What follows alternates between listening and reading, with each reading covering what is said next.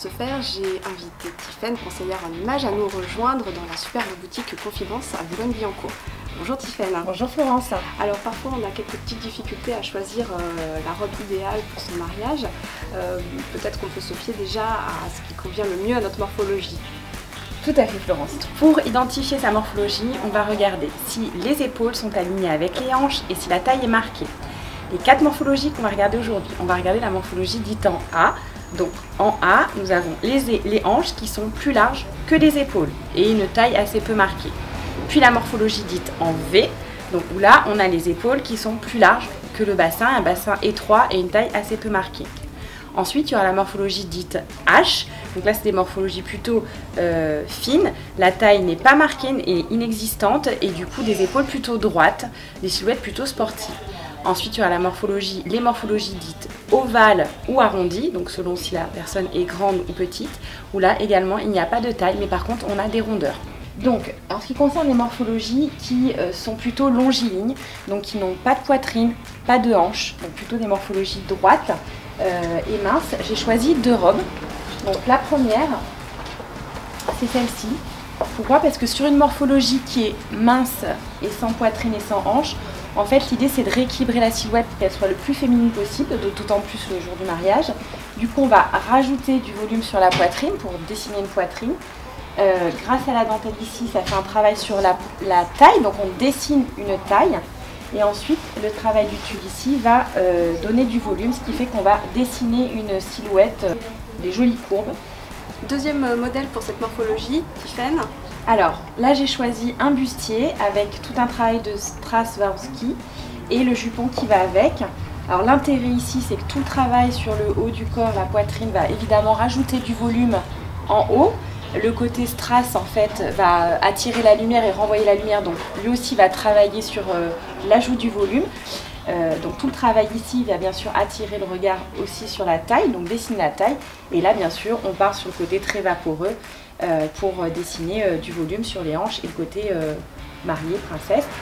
Alors pour la morphologie en fait en V, c'est que les épaules sont plus larges que le bassin, que les hanches. D'accord? Donc on a des épaules qui sont plus larges, un bassin étroit et pas de hanches. Il peut y avoir une forte poitrine. La robe conseillée, les 2 choix que j'ai eu, la première, c'est celle-ci. Alors déjà pour la morphologie dite en V, il ne faut surtout pas tout ce qui va être bustier parce que ça va accentuer ce détail où les épaules sont plus volumineuses. Donc on va casser les épaules avec par exemple ici des bretelles et le joli décolleté qui va mettre en valeur la poitrine. On va avec le travail de la dentelle ici bien plaquer les hanches pour dessiner la taille en fait. Et là j'ai choisi une robe qui change un peu des modèles traditionnels, courte devant et longue derrière, où du coup on va travailler sur le côté longueur et volume des hanches ici. Et comme les épaules sont plus volumineuses, on va travailler avec un petit caraco en haut et avec un joli travail dans le dos. Donc dans le dos avec un boutonnage qui va attirer le regard dans le dos et donner un côté sexy à la robe. Donc mon deuxième choix pour cette morphologie, c'est cette robe-là qui a une épaule couverte et l'autre non. Donc en fait on vient casser la largeur des épaules en dessinant une asymétrie sur les épaules. Également on vient dessiner la taille avec une ceinture travaillée et le tulle à la fin pour donner du volume sur les hanches, sachant que sur cette robe-là on peut rajouter un jupon en dessous de manière à ce que ça parte un peu plus sur l'extérieur. Tiffaine, pour les plus petites d'entre nous, que conseilles-tu? Alors, j'ai choisi celle-ci, donc qui est une robe sirène. Donc en fait, du coup, on va travailler parce que surtout pour les petites tailles, ce qu'il faut éviter, c'est trop de volume, puisque du coup, ça va tasser. On va tasser la silhouette. Donc du coup, on va jouer sur la longueur. Donc il faut savoir que la robe sirène doit s'évaser à peu près au niveau des genoux. Donc on doit partir comme ça. Après, le travail qui est fait sur le bas dépend, on va dire, du style de la mariée, mais surtout, on va jouer sur le côté longiligne pour allonger la silhouette, affiner la silhouette et lui donner de l'ampleur. On peut aussi jouer du coup sur une robe courte, très travaillée, donc du coup ça va attirer le regard sur la morphologie en tant que telle.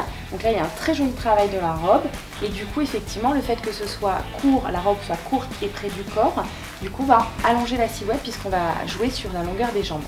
Alors pour le A, il faut corriger en fait les épaules et les hanches, toujours l'équilibrer puisqu'on a plus de hanches que d'épaules. Donc je conseille cette première robe parce qu'on va en fait habiller le haut. Donc en fait on va venir rajouter du volume au niveau des épaules et toujours un joli travail au niveau de la poitrine.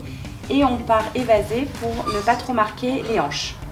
Alors toujours pour rééquilibrer la silhouette, donc en fait on va habiller encore une fois les épaules avec ce semblant de décolleté avec la dentelle qui va venir attirer le regard sur les épaules. Toujours la poitrine bien dessinée, marquer la taille, donc là on a un joli travail sur la ceinture. Et de la même manière on part évasé avec le tulle pour ne pas plaquer les hanches. Pour la morphologie donc qui est soit ronde soit ovale. Ce modèle-là, donc le drapé, ça donne un côté glamour parce que du coup l'avantage des rondeurs c'est que finalement sur une robe de mariée il vaut mieux la remplir, donc du coup on peut complètement l'habiller. La symétrie de la robe va casser les rondeurs on va dire disgracieuses et le drapé donc avec un joli tombé. Ici on vient du coup jouer sur la poitrine, donc la mettre en valeur, bien dessiner la taille et par contre comme elle part légèrement évasée on ne va pas non plus plaquer les hanches. Voilà, pour éviter d'accentuer les rondeurs mais jouer dessus. Le deuxième modèle, celle-ci qui est beaucoup plus classique, où là on va encore une fois mettre en valeur le décolleté, donc, mais avec beaucoup plus de discrétion et plus classique.